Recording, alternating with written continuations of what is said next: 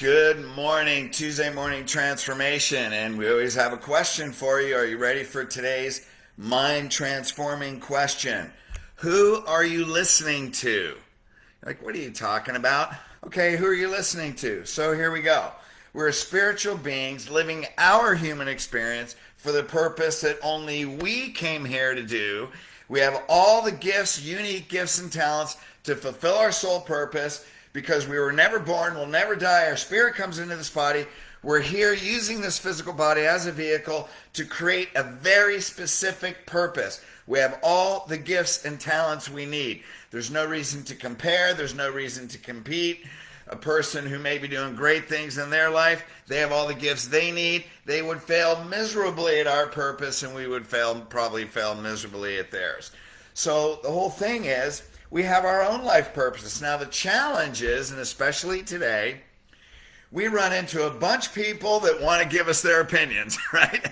Give us their opinions of what they think we should do, what we should or shouldn't be doing, and that becomes a challenge for other people because they have a different purpose.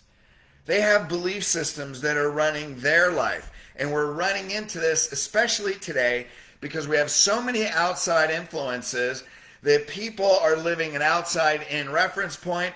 They have a different purpose. They don't want to take risk, maybe take risk in their life, so they don't think you should take risks. And what's this all really come down to? The question is, how do you identify yourself? And that's really it, because how you identify yourself then determines what you believe. Then what you believe determines how you live. And then there's really only one problem.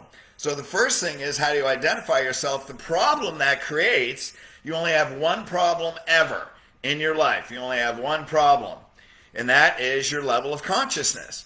You only have one problem, that's your level of consciousness. And that level of consciousness is determined by how you identify yourself and the belief systems that you have.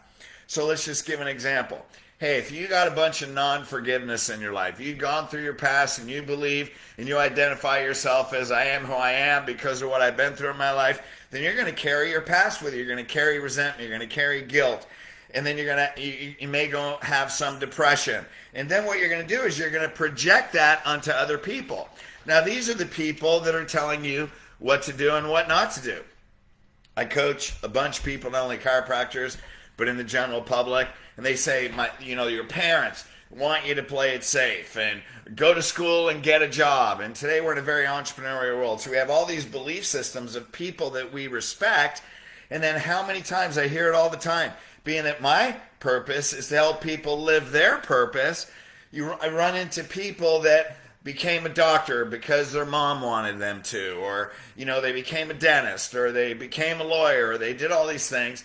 And although it was great, that's not ultimately, hey, I really just wanted to be a musician. I really just wanted to be an artist. And now I've lived my life for all these other people of what other people expected me to be, because you put your identity and your value into the acknowledgement of what other people thought. And there's a book by Bonnie Ware. It's called 5 Regrets. And this was a woman that was a hospice nurse. And number one fear, public speaking. Second fear, death, right? People would rather die than public speak. But their top regret was not fulfilling their purpose, was not doing what they felt they should do. Okay? Now, what if your identity is having outside-in perspective? You're looking at the outside and you identify with the things outside. Well, now you're looking at the virus, and the virus is bigger than you are. And then you watch CNN, because what you've done is you've put whatever those people do because they care about me, and they're going to tell me what I need to do and who I am, right? And now you live in fear. Now you have people that say, stay at home, I don't want you to travel. So I'm giving a seminar in Atlanta this weekend. Hey, Georgia's an open state. But now there's a few people, like my wife doesn't want me to travel, and I get it. Or my family doesn't want me to travel, and I need to stay at home, and I need to wear a mask, even though there's no science that support it. And then if you don't wear a mask, people are saying you're killing people, because what they've done is they made something outside of them bigger than what's inside of them. Now, if your identity is joy, internal peace, I'm a spiritual being, then you have acceptance. Then you find the gift in all things. Then you see opportunity in the challenges. And so here's the thing. Today, there is more division and opinions of what people should do and what they shouldn't do than ever before. And everybody wants to give you their opinion. And now I hear people saying, I've had this friend for 20 years, and now there's a political division, and now, they're one party and you're another party, and now they won't talk to me anymore, right? There's more division, yet if you make that your identity, or do you make your identity that we also have the opportunity for more unity than we've ever had?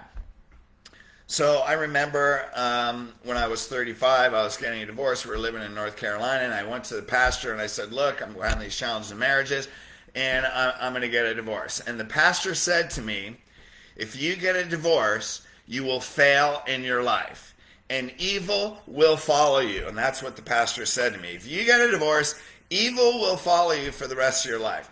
And although I respected him, I didn't take on that identity, and I didn't take on that belief system. But I told him, I'm not like, well, no, I don't think so, or I don't agree. I just said, thank you very much.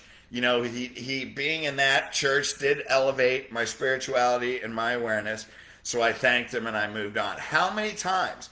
Who was it in your life that said there was something that you couldn't do that you wanted to do? Hey, if every person that was told they couldn't do something didn't do it, we'd still be trying to figure out how to ride faster horses rather than driving cars. So people are everywhere trying to tell you what you can't do. Yet, you are the light of God. Say, I am the light of God. Breathe it in. I am the light of God. Hit your chest. Feel it in your body. Feel it in your nervous system. Feel it in your spirit. You are divinity incarnated. You are here to fulfill a purpose in life that only you can do. There's no reason to compare yourself. We always want to be doing something greater than you are. We have this great vision. If it's not here today, this is my challenge. If it's not here today, sometimes we get discouraged. Yet it isn't God's timing, and things may take time. But we are on our purpose, and other people don't have to agree. And you're in one of the peak times for people to completely not only not agree with what you're doing and how to fulfill your purpose, to even become violent in their opinions. I've had more violence, right, and opinions thrown at me because, we want to help people stand up for their rights. So just as a personal example, I've never been into politics. Okay, I don't like politics. I don't watch the news. My family always laughs at me. I could sometimes, embarrassingly say I don't even know the vice president's name. In the past, I literally pay no attention to politics. But now, we have a bigger agenda. There's people that want to vaccinate every person. There's violation of human rights. Now I'm immersed in the science. I'm a primary healthcare provider. I coach hundreds of doctors, not only in this country, but doctors around the world that have patients that we need to know everything that we need to know in the science of coronavirus. Because what's the news say? Well, it's contagious. Well, now asymptomatic patients are not contagious. Well, the mask doesn't work. Now it does. Well, this can't be on objects. Well, now it can. And with all this contradiction and deception, where is the grounding and the rooting? I've been more into science, more understanding the political agenda, more taking a stand than ever before. Why? Because when this happened, you feel a pull. I know everybody feels an urge or a pull to do something maybe that you're not doing right now. And so just as a personal example, we're like, forget this, man. The general public needs to know, because once you research and you see the ignorance, it's like, it's time to wake up. It's time to create a new world, because an old paradigm is dying and a new paradigm is starting, and your purpose may change. And you came to this life at this time to participate in this. Are you guys with me? I don't see any comments down there. I'd like to get an hallelujah. Okay, so I started a podcast, Resurrecting Our Freedom. We have scientists and leaders and people that have studied what's going on, that know the bigger agenda, that bring the science about the virus. I joined the FTBA movement, Freedom to Breathe agency, that's now going viral around the world to help people stand up for their constitutional rights. We have, obviously, You Are More Powerful right here. It's why we do the TMTs. Tell people not look at the outside, but come inside, because there may be a new purpose that's waiting for you right now. Of course, we have elite coaching where we're building doctors to build healthy patients, to tell them that you have a choice. You don't have to line up. Hey there, how you doing? You don't have to line. Thank you for being with me. Hey, Chris. You don't have to line up. They don't have to come to your door and say you're getting a vaccination. Otherwise, we're taking your kids. Your kids are getting vaccinated. Otherwise, we're going to take them to a government secure location. These are, hey, Nancy, these are violating our constitutional rights. And so now there's a whole new purpose that's a bigger level. I guarantee you there's something waiting for you. There's an urge that's pulling you that can step up to something possibly new, or take the purpose you're already living and move it to another level. Now, do you run into resistance? Oh yeah, I've had more comments on how I'm killing people, and it doesn't matter. People don't want to see the science. They don't want to know that the death rate's as low as it's ever been. They don't want to know that it's not that the hospitals are being flooded. They're just testing more people, that all these new cases are really proving herd immunity. They don't want to see that. So the question is, what's your calling? Okay? What's calling you right now? And if you get in your head and listen to every other person that's telling you to stay safe, don't make waves, just move along, just wear this because it's convenient, just wear this because you're protecting other people, which that's not the science at all. And if we don't stand up for our rights, if you don't follow that purpose, would it be better to live with a little bit of risk and fulfillment than it would be to live with regret? Because the number one regret is knowing that you should do something and you didn't do it. So would you rather gain some courage and move into that purpose and fulfill why you are here in this time to make a difference? Or would you rather live with the pain of regret, knowing that urge is there, getting in your head and not in your heart? And the key is to follow your heart, because your heart has 5 times more manifesting power than your head. So the only opinions that you listen to are people that tell you how to do it, not if you should or shouldn't do it, because you already know that's in there. So just to finish this up, there's a client of mine. She's an ex-client. Anyway, her name's Dr. Danielle Partain. And she was diagnosed with stage 4 cancer. And she sent out a video that we're putting on You're More Powerful Than You Think page. And she almost died a couple times. Right now she's going through another bout of chemo. It seems to be working, but she put out a video. And her video really says everything in a much more succinct form than what I just said. Let's keep every moment in our life precious. This woman is fighting for her life. Her husband has a disease, fighting for their life.